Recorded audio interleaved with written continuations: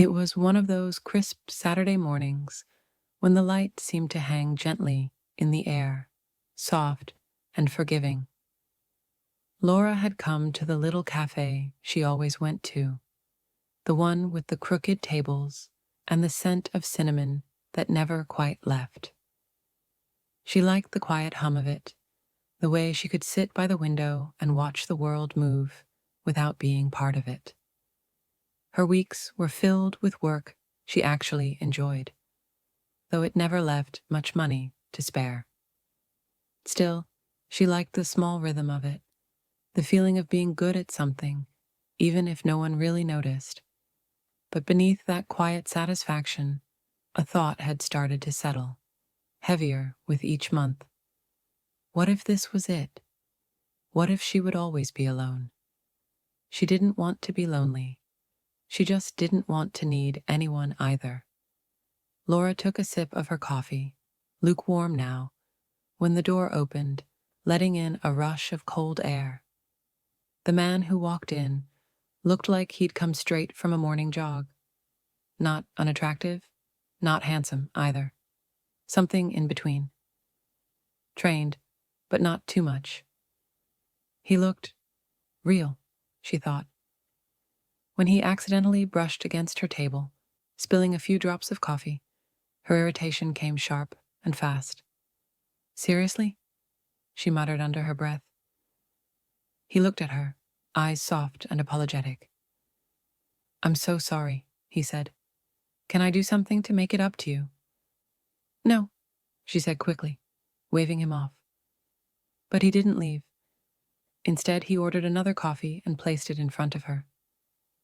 "I figured it's the least I can do." She wanted to stay annoyed. Really, she did.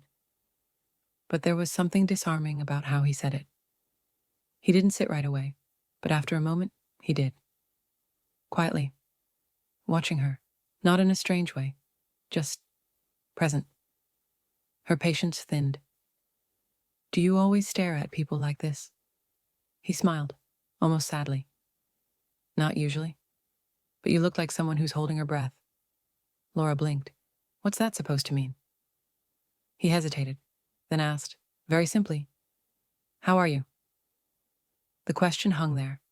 Not small talk, not polite, real. She wanted to laugh it off, but something cracked instead. "I'm fine," she said automatically, then softer. I'm managing." He nodded slowly. "Yeah, I get that." For a long time, they sat in that fragile quiet that follows, when two strangers recognize something in each other. Then he spoke again. "My wife used to come here," he said, "every Saturday morning. We'd sit right there." He nodded toward the corner table. "She died 3 years ago. Cancer. Left me and my son trying to figure out how to keep going." Laura looked at him, really looked at him, and all the irritation she'd been holding began to dissolve. "I'm sorry," she said, meaning it. He smiled faintly. "Don't be.